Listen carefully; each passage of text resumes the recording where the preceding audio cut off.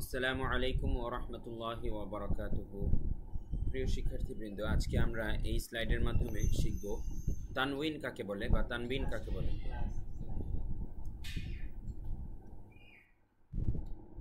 জানলাটা লাগায় দাও তো, সাউন্ড আসবে।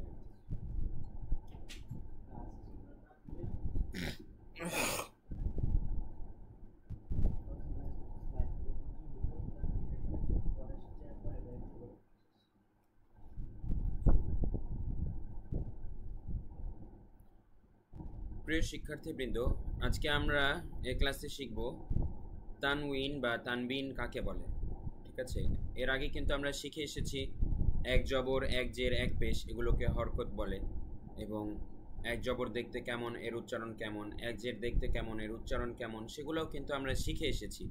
এখন আমরা শিখব যে একসাথে যদি দুইটা জবর থাকে, একসাথে যদি দুইটা জের থাকে বা একসাথে যদি দুইটা পেশ থাকে, সেগুলোর উচ্চারণ কেমন হবে। আর বলে রাখি, এগুলোকেই মূলত তানউইন বলে। একসাথে যদি দুটি জবর, জের বা পেশ থাকে, সেই জিনিসটাকে বলা হয় তানউইন। তো তো আমরা এখন স্ক্রিনে সেটা দেখতে পাচ্ছি, এক জবর। তো আমরা এখন সেটা স্ক্রিনে দেখতে পাচ্ছি দুই জবর, দুই জের এবং দুই পেশ দেখতে কেমন। দুই পেশের প্রিন্টটা এখানে একটু ভুল এসেছে, তবে সামনে প্রয়োগের সময় আপনারা ভালো করে বুঝতে পারবেন। দুই জবর, দুই জের, দুই পেশ, এগুলাকেই তানবিন বলে। দুই জবর দেখতে এমন, দেখুন উপর নিচে দুইটা জবর একসাথে থাকবে এবং দুই জবরের উচ্চারণটা হচ্ছে আন। এর আগে আমরা শিখেছিলাম জবরের উচ্চারণ হচ্ছে আ, যার উপরেই জবর দিব তার উচ্চারণ হয়ে যায় আ আ আ এরকম।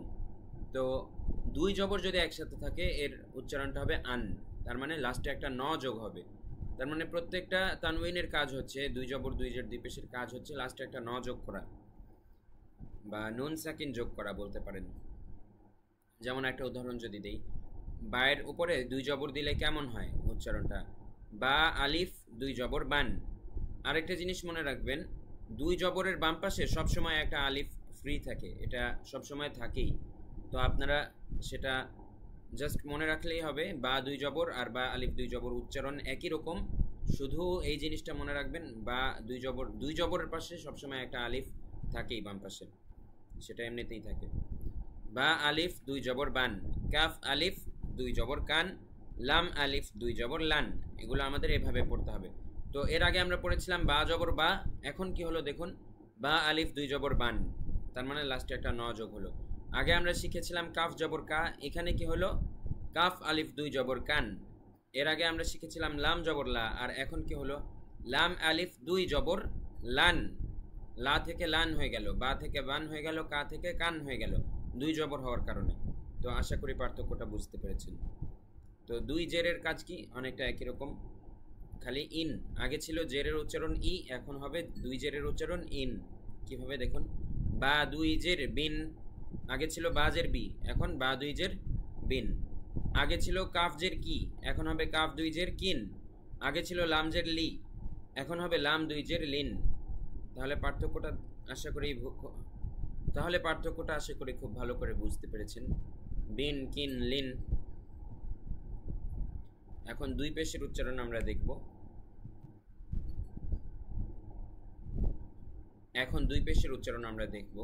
দুই পেশের উচ্চারণ হচ্ছে, দুই পেশের উচ্চারণ হচ্ছে উন, এরকম। আগে পেশের উচ্চারণ ছিল উ, সবকিছুকে উ উচ্চারণ দিত, কিন্তু এখন দুই পেশের উচ্চারণ হবে উন, একটা খালি ন যোগ হবে শেষে। তো দেখুন কিরকম, বা দুই পেশ বুন, কাফ দুই পেশ কুন, লাম দুই পেশ লুন। এখানে কিন্তু আবারও বলছি, ভালো করে স্লাইডে বোঝা যাচ্ছে না দুই পেশ দেখতে কেমন। দুই পেশের আসল রূপটা আপনারা কায়দায় গেলে বুঝতে পারবেন দেখতে কেমন। তো আপাতত মনে রাখেন, বা দুই পেশ হবে বুন, আগে হয়তো বা পেশ বু, এখন হবে বা দুই পেশ বুন। তার মানে একটা দুই পেশ যোগ করার কারণে, দুই পেশ দেওয়ার কারণে লাস্টে একটা ন যোগ হয়েছে। আগে ছিল কাফ পেশ কু, এখন হবে কাফ দুই পেশ কুন। আগে ছিল লাম পেশ লু, এখন হবে লাম দুই পেশ লুন। আপনাকে মনোযোগ দিয়ে দেখার জন্য অসংখ্য ধন্যবাদ।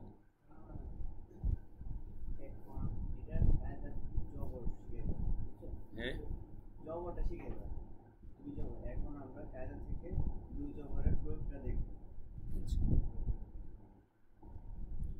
মনে শেখা, যে মনোযোগটা থাকতে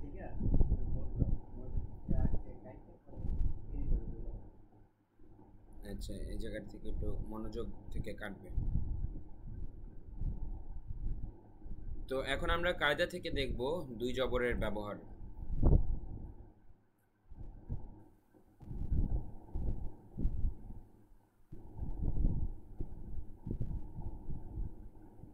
কত নম্বর পৃষ্ঠা জানি? এই যে এদিকে আসো, তাহলে দেখো এই যে এইটা এখান থেকে, তাহলে এখান থেকে কোন পর্যন্ত পড়াবো এখন? ইয়া দুই জবর এটা তো আলাদা ভিডিও করলেই ভালো হতো না? না এটা করব তো দুই জেড আর দুই পেশাটা 2 নাম্বার পার্ট 3 নাম্বার পার্ট বুঝছো, এটা প্রথমবারে ঢুকাই দিছি।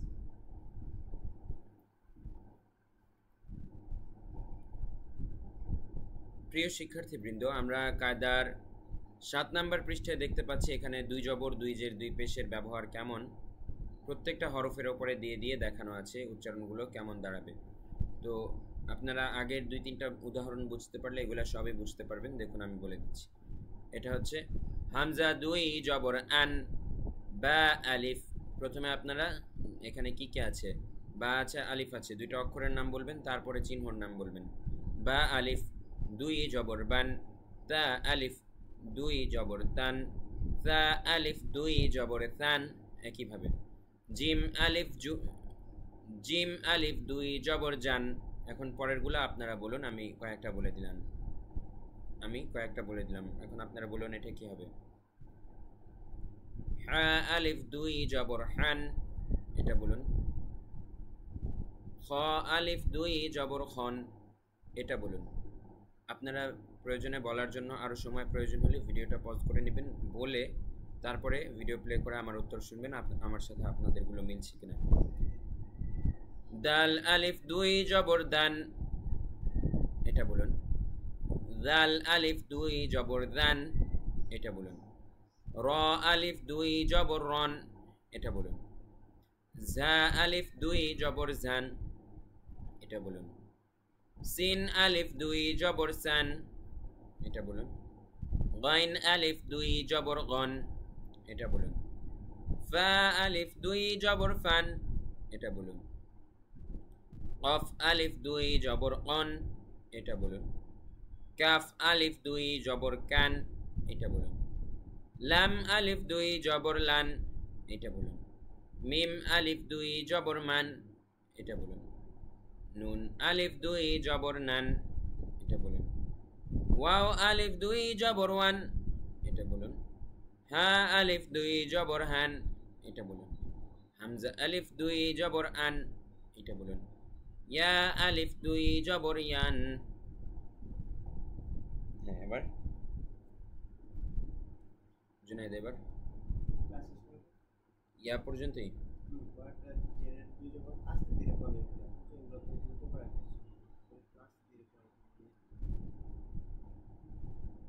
প্রিয় শিক্ষার্থীবৃন্দ, তো আমরা দুই জবর দিয়ে প্রত্যেকটা হরফের উচ্চারণ শিখলাম। আপনারা কয়েকবার এই ভিডিওটা দেখে দেখে প্র্যাকটিস করবেন। এখন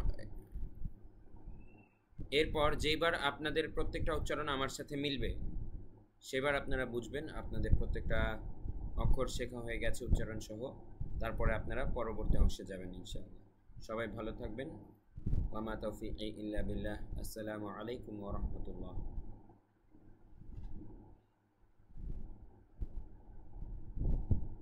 এটা কত পার্ট? ক্লাস 6 এর পার্ট 1